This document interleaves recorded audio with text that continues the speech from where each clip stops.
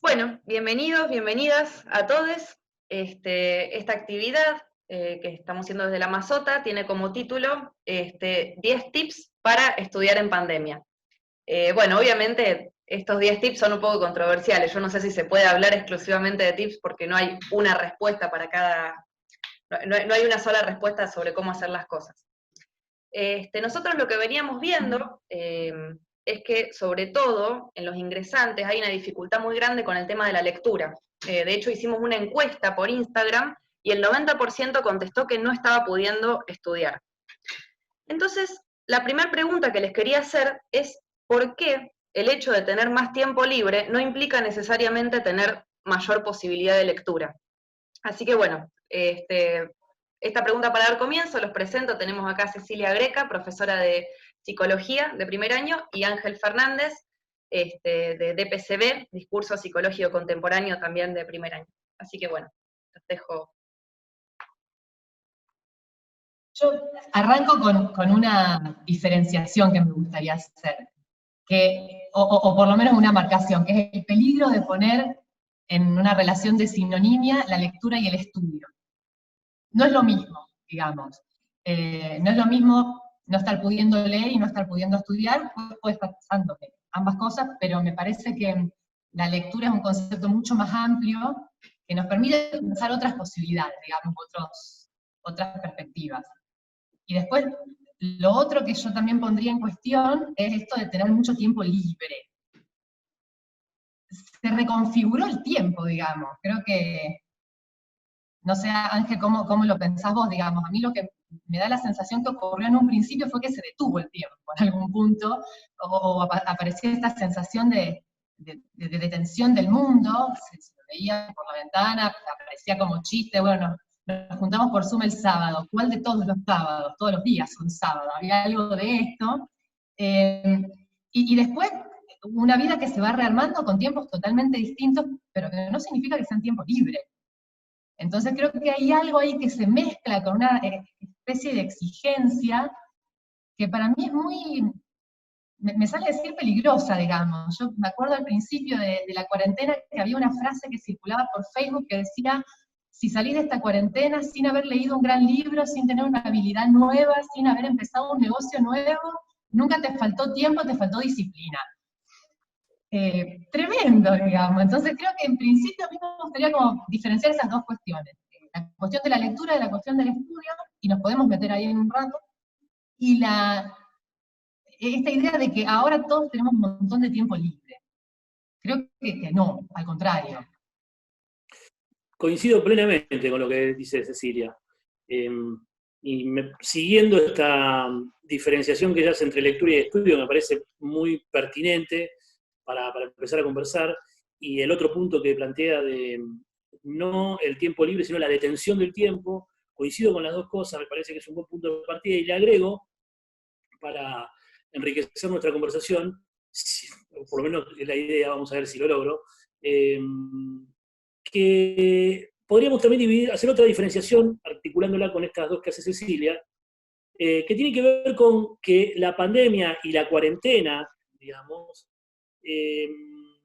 nos dividen en dos. Por un lado, los problemas reales que empezamos a padecer todos por esta situación excepcional, digamos así, ¿no? Una situación completamente distinta a la habitual, completamente nueva, y que entraña un peligro objetivo muy, muy difícil de combatir. Entonces, hay realmente situaciones que van en un arco de mucha heterogeneidad, es decir, cada uno la sufre de manera muy diferente según la situación en la que se encuentre. O sea, está esa cuestión, ¿no? De las víctimas reales en que nos convertimos frente a la pandemia. Pero también está esta operación subjetiva de convertir esta situación de excepción en una, digamos, excusa o en una suerte de caballito de batalla para profundizar el goce de todos nuestros síntomas, ¿no? Entonces, me parece que esa distinción también nos puede ayudar a armar la arquitectura de una conversación. Una cosa son los peligros reales en los que estamos y la situación nueva que nos presenta y las dificultades que presenta y la vulnerabilidad en la que nos encontramos en distintos niveles según la situación en la que nos encontremos. Y el otro punto es cómo usamos nosotros esta situación de excepción para justificar nuestros goces sintomáticos. Entonces, esa distinción me parece que nos puede servir para arrancar. Sí. Me parece muy interesante esto que decían de que no es tiempo libre, sino que el tiempo se detiene. Y con respecto a esto, bueno, ahí tiene un poco que ver con la siguiente pregunta, es de qué sucede con la pandemia, que bueno, que parece habernos puesto en un estado de inhibición, y qué tiene para decir el psicoanálisis al respecto de esto. Y además, que bueno, esto que también decía Cecilia antes, si creen que existe un imperativo de productividad, aún estando en cuarentena. Me quedo con esto último, digamos. Sí, yo creo que a mí me cuesta mucho totalizar, digamos, las cuestiones, porque realmente me parece un contexto súper complejo. Entonces, creo que por un lado hay una sensación de detención, por un lado hay reconfiguraciones del tiempo, entonces no es todo una cosa ni todo la otra.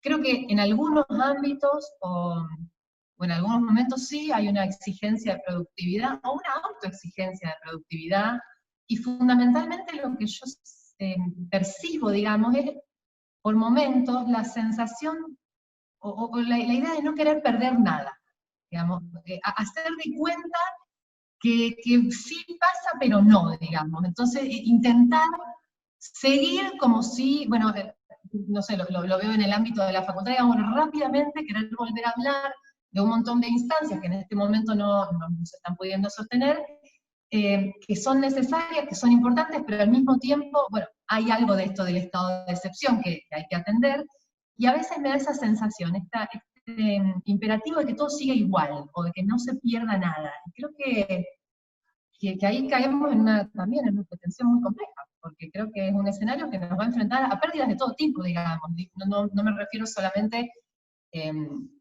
al costado más difícil y más trágico, digamos, que tiene una pandemia, que tiene que ver con la pérdida de la salud, incluso la pérdida de la vida, sino con la pérdida del trabajo, la pérdida de los ingresos, la pérdida de los proyectos, incluso de proyectos que eran cotidianos, no sé, yo empezar un deporte, empezar una actividad nueva, cuestiones que se truncaron en algún sentido y hay que repensar. Porque hay algo de esto que me parece que se pone en juego también. Sí, claramente.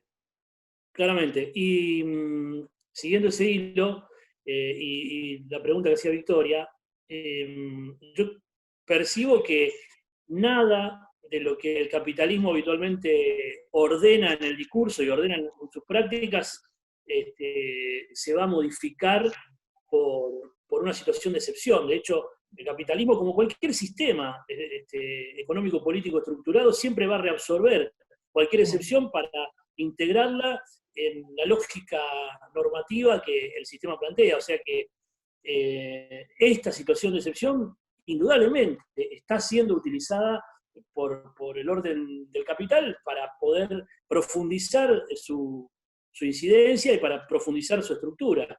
No se suspende el capitalismo por pandemia, digamos. No. En primer lugar. En segundo lugar, el psicoanálisis,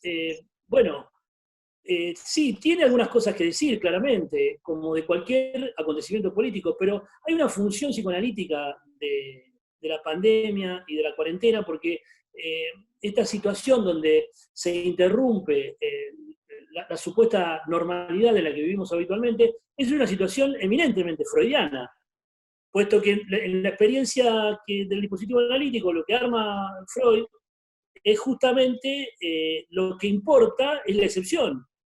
O sea, lo que importa es eso que tropieza en lo que se dice, eso que se hace sin querer, eso que no está previsto en el programa y que modifica toda la situación, que se había planteado siguiendo el orden de los ideales.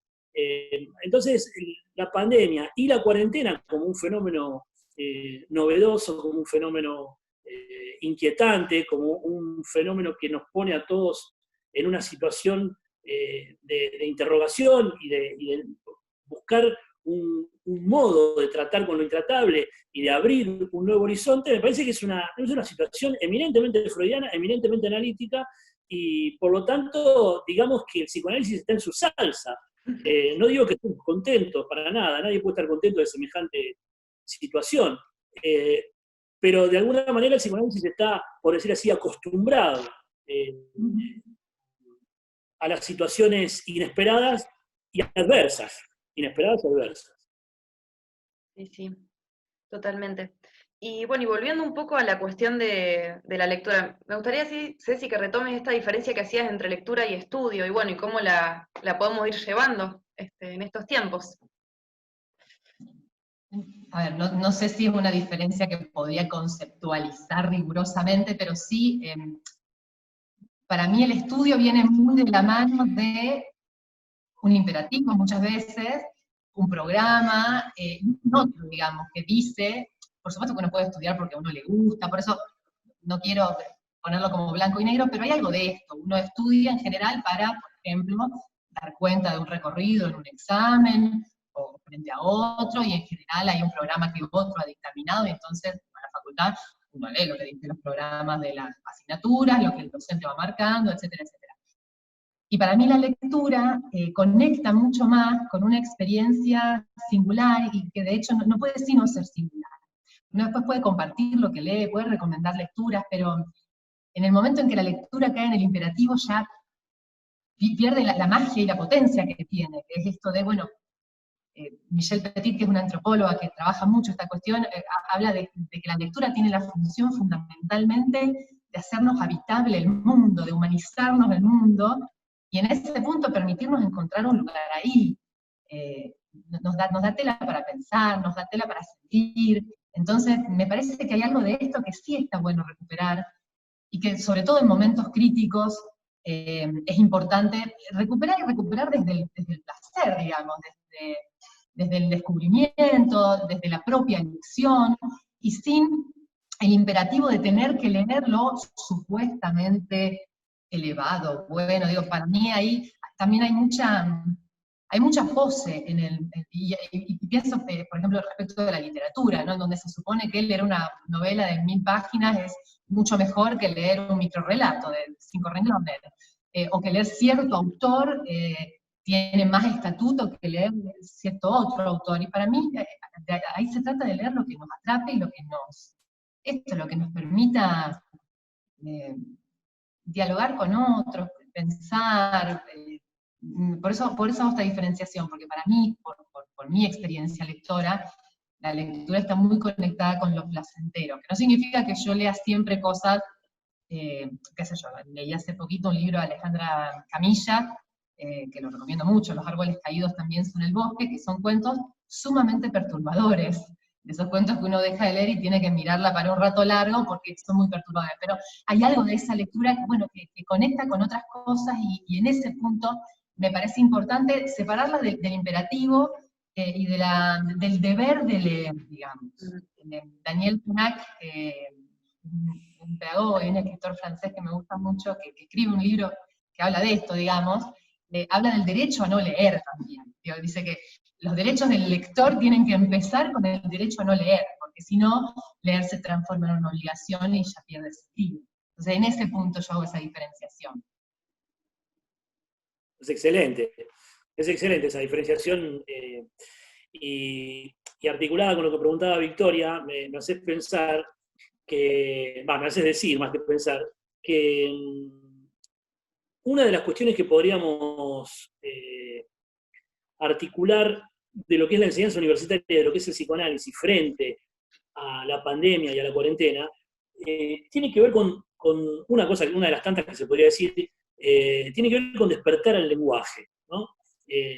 Podríamos, siguiéndote, Cecilia, lo que vos comentás, despertar a la lectura, independientemente de que uno organice el orden de la lectura en el programa de un estudio, ¿no? En un estudio programático, digamos así. Pero creo que la diferencia hay que mantenerla. Y pensaba en esto de despertar el lenguaje porque creo que entrar a la universidad es despertar el lenguaje, puesto que se trata de entender la lógica del lenguaje de los otros. Todo el tiempo estamos tratando de entender cuál es la lógica de la palabra del otro. Esto me parece que es fundamental entenderlo. Y en este contexto de pandemia, es muy importante para mí me sirvió muchísimo, y he hablado con muchos conocidos, amigos, gente con la que hablo permanentemente, y me han dicho algo parecido. Todos podemos hacer una suerte de evaluación, de lectura, aunque no sea lo mismo evaluar que leer, pero podemos empezar a leer qué es lo que cada discurso dice cuando aparece un real como este, ¿no? Ahí de pronto hay un real porque nadie sabe bien qué es, cómo funciona, qué consecuencias va a tener, hacia dónde nos va a llevar. Hay una intrusión, como esa nave que entra en el plano en Star Wars, ¿no? Esa nave espacial que irrumpe en el espacio y de pronto ocupa toda la escena y nadie sabe bien para dónde agarrar. Entonces empiezan a aparecer las lecturas. O sea, ¿qué dice cada uno? ¿Qué dice la clase dominante? ¿Qué dice el progresismo? ¿Qué dice la izquierda? ¿Qué dice la iglesia? ¿Qué dicen los psicoanalistas? Es decir, uno puede empezar a leer frente a un real tan evidente, algo que siempre está en juego, pero que acá se hace muy, muy claro, mucho más claro que en el régimen habitual de la vida. Y es qué es lo que dice cada uno y qué es lo que hace cada uno con lo que dice, qué es lo que trata cada uno de qué uso le da a ese real de acuerdo a los intereses libidinales, políticos y económicos que defiende. Entonces me parece que esta intrusión de lo real es una gran oportunidad para leer, es una gran oportunidad para escuchar, una gran oportunidad para entender cuál es la lógica de los distintos discursos que se ponen en escena. Por ejemplo, una cuestión que se habla mucho y es muy importante para registrar es la del discurso periodístico. Lo que ha hecho el periodismo y lo que está haciendo el periodismo con esta pandemia, digamos, es notable. Los distintos sectores del periodismo, que no es un sector homogéneo, por supuesto, tiene distintos niveles, articulaciones, capas, pero me parece que, por ejemplo, hacer un pequeño estudio sobre los discursos periodísticos en torno a la pandemia me parece que sería, por ejemplo, una linda tesis. Y siguiendo lo que decía también Cecilia, quería decir algo que no quiero que se me vaya, porque vamos a llegar al final. Los finales en general de estas reuniones son abruptos, y quiero dejar dicho que yo estoy encantado con el título que le pusieron 10 tips para estudiar en pandemia, ¿así es? 10 tips para estudiar en pandemia. Me parece maravilloso. Yo entiendo las personas que no le pueden gustar porque no le parece lo suficientemente serio, lo suficientemente universitario, lo suficientemente riguroso, y le parece este lenguaje. A mí me encanta el lenguaje del youtuber, me parece, me gusta la expresión generar contenido, estoy contentísimo con los tiempos que corren en materia audiovisual. Y esto de los tips me parece bárbaro. A tal punto me parece bien que al final, porque esto siempre se hace al final, si ustedes me dejan, y me llama la atención, parece que lo hubiéramos ensayado, la sintonía con lo que dice Cecilia. Yo armé 3 tips que les quiero dejar a los alumnos de psicología, 3 tips para estudiar, porque ahí pasa otra cosa. Los docentes, yo estoy en primer año, para colmo, eso está más marcado, esto que voy a decir, pero los docentes tenemos en esta época la función de transmitir el contenido que corresponde, digamos, el contenido de los discursos psicológicos contemporáneos, de la historia, de la psicología, de las distintas implicancias que tiene lo social y de los discursos afines. O sea, tenemos que transmitir el contenido que corresponde a la elucidación de la materia psicología.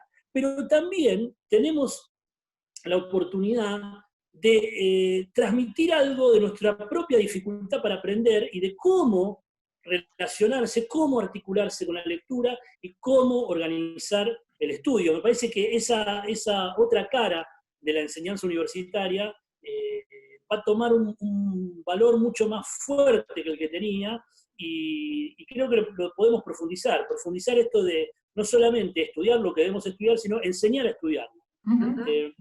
Enseñarlo contando las dificultades con las que uno se encontró, por supuesto, porque nadie tiene la fórmula para eso, ¿no?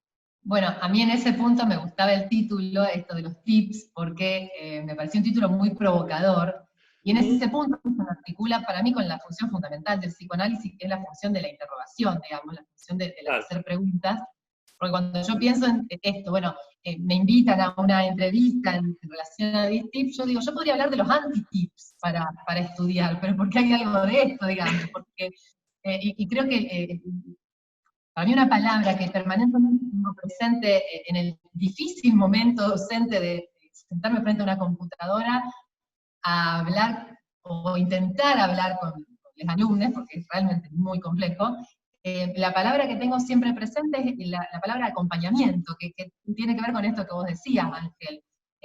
Poder, por supuesto que hay una función de transmisión de conocimientos, pero para mí hay algo de la acogida, del sostén, del acompañamiento y del hacer lo más agradable posible este tránsito. Yo también estoy en primer año y permanentemente pienso qué difícil que es transitar el primer año en esto de los proyectos que han quedado truncos o se tienen que repensar. Digo, hay un montón de expectativas cuando uno empieza una carrera. Entonces, qué difícil estar cursando sin cursar, haber entrado en una facultad en la que uno nunca puso un pie, por ejemplo, tener un docente al que a lo mejor uno nunca vio, o al que ve pixelado, o que se tiene por momentos, digo, es realmente muy complejo. Entonces creo que esta experiencia del acompañamiento es sumamente desafiante, pero me parece que es central, y en ese punto creo que el título de los tips me gustaba mucho, porque provoca, digamos, creo que la provocación nos invita a pensar. Sí, y reírnos también un poco de todo esto. Sin duda, y también no quedarnos con sentidos coagulados, sobre todo en relación a esto que vos decías, Ángel, que el discurso que ha avasallado los hogares en este momento, el discurso periodístico, y realmente me parece que poder, bueno, pensar otras cosas, interrogarnos desde otros lugares es fundamental. Sí, leer siempre es recuperar el sentido del humor. No puedo pensar la lectura sin la distancia irónica, sin recuperar ese humor que la vida te hace perder. Me parece que claramente tiene que estar el sentido del humor como una sustancia fundamental del gesto de la lectura, ¿no? Totalmente. Bueno, y más o menos para ir, ya nos quedarán unos 10 minutos cerrando, aparte de que desde ya queremos escuchar los tips que tenés, Ángel, pero les quería preguntar, para ustedes, ¿qué es leer? ¿Qué es leer y qué nos recomiendan leer también? Qué pregunta compleja y que casi te diría compleja y fácil a la vez, digamos. Leer es una experiencia para mí, leer es una experiencia que puede ser singular y colectiva a la vez, y que no debería ser solo singular o solo colectiva. Creo que hay algo ahí de ese entramado que para mí es fundamental. Y tomo nuevamente a Michelle Petit, porque realmente es una autora que recomiendo mucho, hace un laburo antropológico increíble sobre la lectura. Ella dice que leer, o la lectura, digamos, es tan vital como el agua. Para mí leer es eso, digamos, es la posibilidad de abrirme a otros mundos, otros tiempos, otros espacios, conectarme con sensaciones, conectarme con historias, y poder pensar desde distintos puntos de vista. Es como una experiencia mágica en algún punto. Para mí hay algo de eso. Y después es una oportunidad para compartir. Yo trabajo como mediadora de lectura, en la práctica que hago en mi trabajo institucional como psicóloga, con adolescentes y jóvenes en centros de día de la ciudad, y la lectura se me conecta todo el tiempo con eso. Yo estoy leyendo un libro y digo, esto me gustaría compartirlo con tal o de tal manera. Entonces en ese punto la lectura en voz alta es un recurso fundamental, es un recurso que para mí es fundamental también en primer año. Creo que hay algo de la invitación a leer y del contagiar las ganas de leer que bueno, va muy entramado con lo que para mí significa leer. Siempre es un placer escuchar a otros lectores lo que dicen de su experiencia de lectura. Habría que hacer un video sobre eso, ¿no? Sobre los lectores escuchándose entre ellos, o un libro sobre qué es la lectura para cada uno. Me interesa muchísimo siempre escuchar esto. En mi caso, la lectura está íntimamente vinculada a la posibilidad de vivir. por cuestiones que tienen que ver con mi prehistoria, la vida siempre me resultó algo muy difícil, la vida pero en un sentido elemental, digo, cosas muy simples de la vida, orientarse en cuestiones muy elementales de la vida siempre me resultó extremadamente complicado. La vida no me resultó sencilla, no me resulta hoy sencilla, pero siempre fui a los libros como a buscar el cómo vivir, ¿no? Cómo vivir, ¿no? Siempre leí, hoy un poco más tranquilo, más distante, eso me dio un límite porque hay muchas lecturas que recién ahora estoy pudiendo empezar a hacer, que antes no podía porque siempre iba como a tratar de resolver ese problema que se ponía ahí adelante y ese problema era la vida misma, entonces el libro de alguna manera me venía a traer como una salida. Siempre la lectura fue para mí como una salida de ese embrollo que significaba la vida para mí. Entonces hay una trama muy, muy ceñida entre lectura y dificultad para mí, ¿no? Por eso quizás recomendaría algo que a mí me partió como un rayo cuando leí La interpretación de los sueños y psicopatología de la vida cotidiana de Freud. Y un tiempo después, cuando leí las conferencias de introducción al psicoanálisis, que es lo que recomendaría como una puerta de entrada, una de las tantas puertas de entrada, porque después están los textos breves de Freud como un trastorno de la memoria en la Acrópolis, está el índice temático de Freud, que es extraordinario. Leer solamente el índice de los títulos de los textos de las conferencias es ya esclarecedor, te da un panorama. Pero, digamos, esto de psicopatología de la vida cotidiana y la interpretación de los sueños a mí me despertó justamente la idea de que se podía leer no solamente un libro, sino que se podía leer,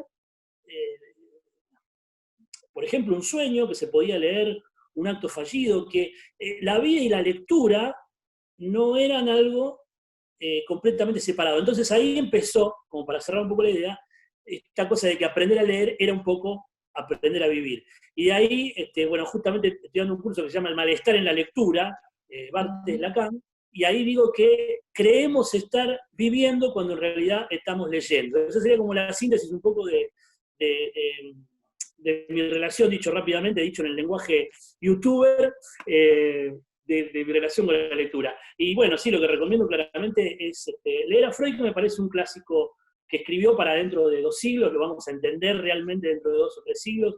No coincido para nada con las versiones que dicen que Freud está caduco, creo que es una escritura del futuro y donde el real que estamos enfrentando en este momento, que tiene una dimensión atemporal y tiene una dimensión tomada también en la forma de la época, me parece que la lectura de Freud siempre es una salida. Genial, genial. Y bueno, y los creo tres... que hay perdón. las 2 cosas, digamos. No, como una salida y una entrada también, me parece que hay algo Claro, ahí que... claro, exactamente. Bueno, justamente, mira, por eso digo, parece que hubiéramos ensayado, Cecilia, la verdad que, porque vos decís los anti-tips, y yo había pensado, digo, bueno, claro, si vamos a pensar en términos de tips, va a haber que dialectizar algunas palabras, digamos. Entonces, dialectizarla, vos decís anti-tips, yo digo dialectizar, pero estamos orientados por un camino muy parecido, ¿no? Yo, diciendo esto, si quieren, ¿vamos a los 3 tips o esperamos al final? ¿O ya estamos en el final? Y ya estamos más o menos en el final, así que... Bueno, cuando quieran se los digo. Se los digo 3 tips. Si no, vos tenés algo, Cecilia, ahí para... En realidad, para sumar a esta idea de qué recomendar leer, porque me hacías pensar cuando hablabas de la interpretación de los sueños, justamente ayer que estábamos trabajando la interpretación de los sueños con mis alumnos de primer año, yo les decía que es un libro que yo leo todos los años, es un libro sin duda que más he leído en mi vida, y todos los años me sorprende, y todos los años siento que no lo entiendo, o que hay algo ahí que se me sigue escapando, entonces me parece que es una lectura fundamental, pero... porque es difícil la pregunta de qué recomendás leer, porque también es difícil no caer en, tenés que leer esto, digamos. Claro. Que de hecho me ha pasado, he caído, me ha pasado de ir a comprar un libro y empezar a leer y decir, no, un librazo, y 10 años después lo agarré y me pareció bellísimo. Entonces, cuando alguien me pregunta qué me recomendás leer, yo siempre digo lo que te enganche. Aunque sea, yo estoy leyendo, por ejemplo, muchísima literatura infantil y juvenil, por el trabajo de la mediación de los niños, que es una literatura, cuando uno lo dice como adulto, que te miran raro, digamos, dicen, ¿qué es eso? No es para chicos. y me ha volado la mente, el nivel del laburo que tiene sobre la realidad y sobre las preguntas existenciales. Esto que decían me parece bellísimo, uno lee para aprender a vivir, y la literatura infantil está pensada para eso, digamos. Entonces, hay algo de eso que es bellísimo, y me parece que es esto, es una búsqueda, para mí leer es encontrar un autor o un texto que te enganche, sea cual sea, así sea una historieta, o una novela, o un cuento breve, o un microrrelato, o poesía. Y en eso me parece que lo interesante es estar conectado con, yo por ejemplo, tomo muchas recomendaciones de lectura de Facebook, conocidos o no conocidos, digamos, que publican fragmentos, o libreros amigos que publican, y me va como enganchando y voy encontrando lo que a mí me gusta. Porque, Claro.